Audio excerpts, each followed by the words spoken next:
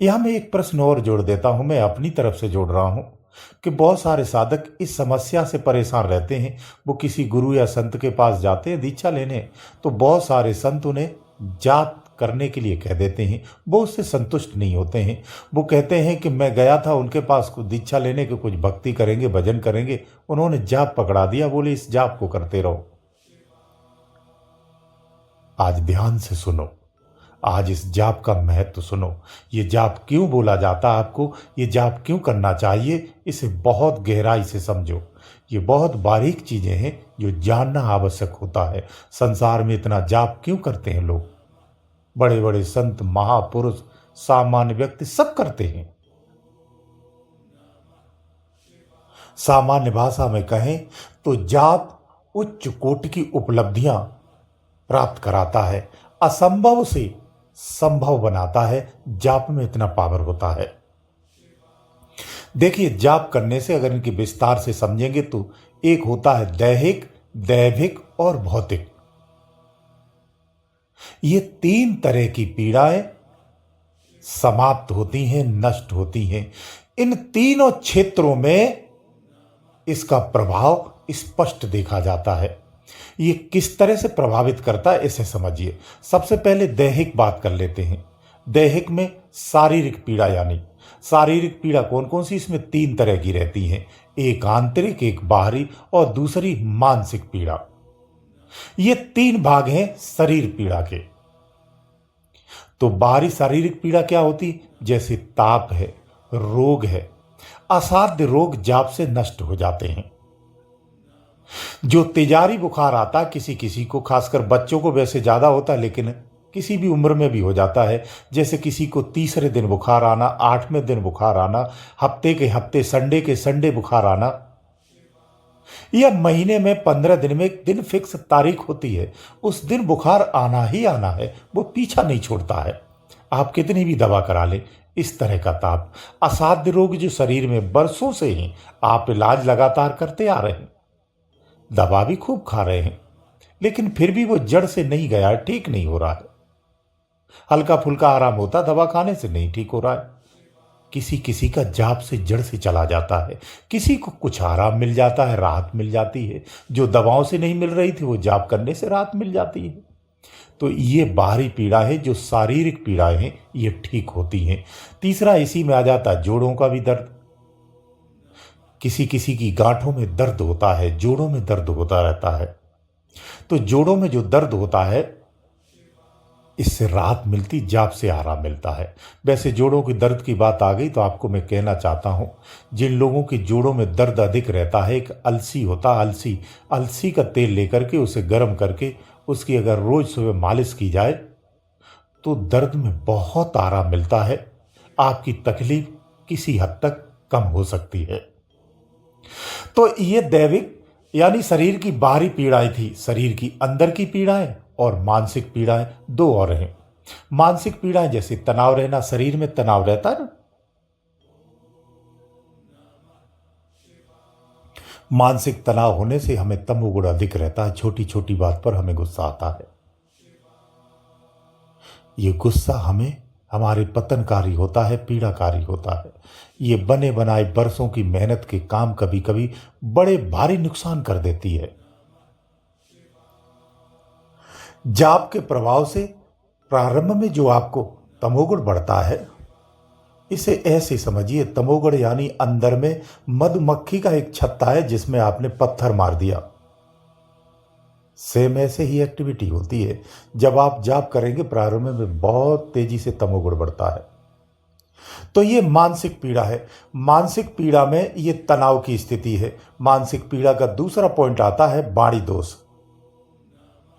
वाणी दोष यानी आपकी जो वाणी है, मानसिक जब संतुलन अच्छा हो जाता है तो आपकी भाषा भी बदल जाती है। जो कठोर और कड़वी भाषा थी वो मधुर हो जाती है। इस वाणी में रस आ जाता है, मिठास आ जाता है।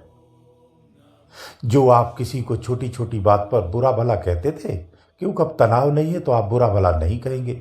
जब शांत रहेंगे तो आप अच्छी बात करेंगे, सुकून भरी बात करेंगे, शांति से बात करेंगे। ये आपके जाप से ही परिवर्तन आता है, ये वाणी दोष है। तीसरा होता है दृष्टि दोष। हमारी जो नजर का दोष होता है, यानी हमारी नजर होती, कभी कभी आपने देखा हो जाप से आंखों की दृष्टि भी बढ़ती है। कहने का तात्पर्य यह है कि अंदर में जो दैविक दोष होता है, उस कारण से जब दृष्टि पर कुछ प्रभाव होता है तो वो मलिनता जाप से हटती है। अंतर की ऊर्जा जब जागृत होती है तो ऊर्जा के प्रभाव से जो दृष्टि में बाधाएं थी वो हट जाती हैं, तो दृष्टि दोष दूर हो जाता है। दूसरा, वैचारिक रूप से और मानसिक रूप से जब दृष्टि को देखते हैं तो जो दृष्टि हमारी गंदी होती है वो स्वच्छ हो जाती है। आप गंदी और मलिन दृश्यों को नहीं देखना पसंद करेंगे, इतना परिवर्तन आ जाता है। जहां दृश्य गंदे दृश्य हैं और अगर आपकी दृष्टि चली जाती है तो आप तत्क्षण वहां से अपनी दृष्टि को हटा लेंगे। ये क्रिया प्रारंभ हो जाती है, यानी आपका दृष्टि दोष खत्म हो जाता है। और दृष्टि दोष साधक का खत्म होना बहुत आवश्यक होता है, क्योंकि दृष्टि से ही मलिन विचार चलते रहते हैं। ये दृष्टि जिस स्थान पर जाती है, अंदर में उसी के विचार चलने लगते हैं। इसलिए अंतर से जब परिवर्तन होता है तो ये दृष्टि दोष भी शुद्ध हो जाता है, पवित्र हो जाता है। जब आपका दृष्टि दोष शुद्ध हो जाएगा तो फिर आपको साधना में बहुत सपोर्ट मिलता है, सहायता मिलती है। साधना में आपका चित्त फिर भटकता नहीं है, एकाग्र होकर के अंदर में स्थिर होने लगता है। इसके बाद तीसरा आता है वो अंतःकरण। ये आंतरिक है, यानी शरीर के अंदर में दैहिक जो पीड़ा होती है, यानी शरीर के भीतर की पीड़ा का दोष दूर होना, जिसमें अंतःकरण की बात कही जाती है। जाप करने से आपका रोग ठीक हो या न हो, दृष्टि शुद्ध हो न हो, आपके अन्य समस्याएं कटें या न कटे, लेकिन अंतःकरण निश्चित रूप से शुद्ध होता है। ये अटल सत्य है। जाप से सबसे पहले अंतःकरण पर ही प्रभाव पड़ता है, क्योंकि अंदर में है, ये आंतरिक सत्ता है। जाप से आंतरिक प्रभाव ही सबसे पहले होता है। और सही बात तो यह है कि जिसका अंतर से परिवर्तन हो जाता है, उसके लिए सारा संसार बाहरी रूप से पूरी दुनिया उसकी परिवर्तित हो जाती है। अंदर से ही बाहर की दुनिया का निर्माण है, इसीलिए बाहर की दुनिया अपने आप सुधर जाती है। वो परिवर्तन आप साधक के स्वभाव में, उसके चरित्र में, उसके चाल ढाल में, उसके रहन सहन में स्पष्ट दिखता है। पवित्रता स्पष्ट दिखती है। तो ये सब था दैहिक दोष। अब इसके बाद आता है दैविक दोष। दैविक दोषों में क्या क्या सुधार होता है? इसमें 4 तरह की मलिनताएं होती हैं जो हमारे मन मस्तिष्क पर सवार रहती हैं और हमारे जीवन को मलिन करती हैं। तो इसमें 4 तरह की जो मलिनताएं हैं, इन 4 मलिनताओं का नाश हो जाता है। वो कौन कौन सी हैं? ये 4 हैं नजर दोष, तंत्र दोष, प्रेत दोष और पितृ दोष। ये 4 शरीर की आवरण जब तक निगेटिविटी के रहते हैं, सच पूछिए भक्ति भी नहीं हो पाती है। साधक कितना भी प्रयास करे, वो अपनी साधनाओं में सफल नहीं हो पाता है। प्रेत दोष अगर किसी पे नेगेटिविटी है, बाहरी हवा है, तो पीड़ा पहुंचाता है, वो भजन नहीं करने देता है। पितृदोष घर में है तो भी पितृदोष भी आपको अलग अलग रूपों में, आकृतियों में दिख करके ध्यान में आपको भयभीत करते, पीड़ित करते हैं, रोगी बना देते हैं। ध्यान करने से आपको समस्याएं खड़ी कर देते हैं, जीवन में उथल पुथल मचा देते हैं। बहुत सारे ऐसे साधक हैं जब साधना करते तो उनका जीवन सब गड़बड़ हो जाता है। इसके अलावा तंत्र दोष होता है। तंत्र दोष यानी किसी ने आप पर कोई क्रिया कर दी है, कोई तंत्र क्रिया करता है जाप के द्वारा, किसी तांत्रिक के द्वारा। एक वो होता है नजर दोष होता है, आप सभी जानते हैं। तो ये 4 दोष जाप से खत्म हो जाते हैं। जाप में इतना पावर होता है। आप जाप को बहुत सामान्य समझते हैं, इसकी महत्ता को समझिए और इसके प्रभाव को समझिए। इसके बाद अब आता है सबसे महत्वपूर्ण, जो सारे संसार के लिए होता है, वो भौतिकी होता है, जो बाहरी रूप से आपकी दुनिया है। आपने शारीरिक पीड़ा देखी, दैहिक देखा, दैविक देखा, अब भौतिक समझिए। भौतिक में क्या होता है? भौतिकी पीड़ा में जाप अगर निरंतर आप करते रहते हैं तो आपकी दरिद्रता नष्ट हो जाती है। लंबे समय तक जाप करते रहने से, लगातार जाप करने से जीवन की दरिद्रता पूरी तरह से चली जाती है।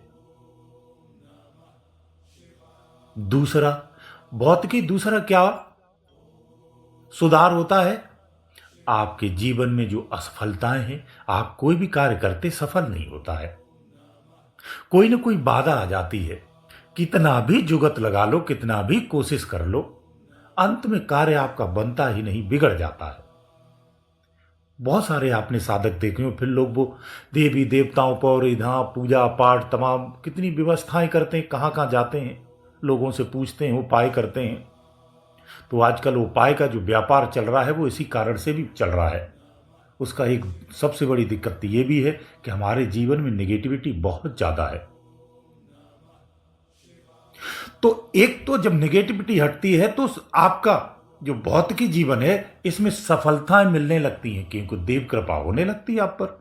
पितृदोष हट जाएगा तो देव दोष, यानी देव दोष पितृदोष दोनों कहती है, दोष हट जाते हैं तो देव कृपा मिलने लगती है, सफलता आपको प्राप्त होने लगती है, अंदर का विवेक उजागर होने लगता है, क्योंकि भक्ति बढ़ने से विवेक जागृत होता है।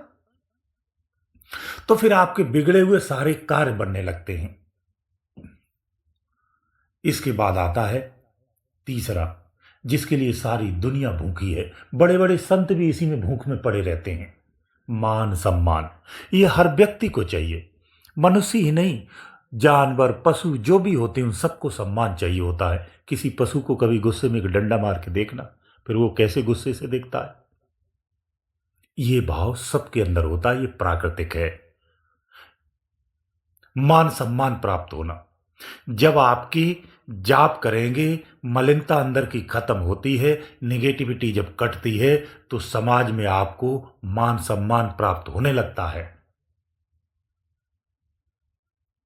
जो एक व्यक्ति के लिए बहुत आवश्यक होता है। इसके बाद चौथा लाभ क्या होता है? भौतिकी आपका चौथा लाभ कीर्ति का होता है। कीर्ति निश्चित मिलेगी, क्योंकि परमात्मा जिसके साथ हो, देव कृपा जिसको प्राप्त होने लगे, उसकी कीर्ति तो निश्चित है। तो इस प्रकार से जाप से इतने सारे लाभ हैं, इन जाप को निरंतर करना चाहिए, इसलिए जाप आवश्यक होता है। जो साधक ध्यान साधना या अन्य नहीं कर पाते हैं, उन साधकों को अपनी दैनिक क्रिया में जाप को सम्मिलित कर लेना चाहिए। इतने सारे लाभ जाप के हैं।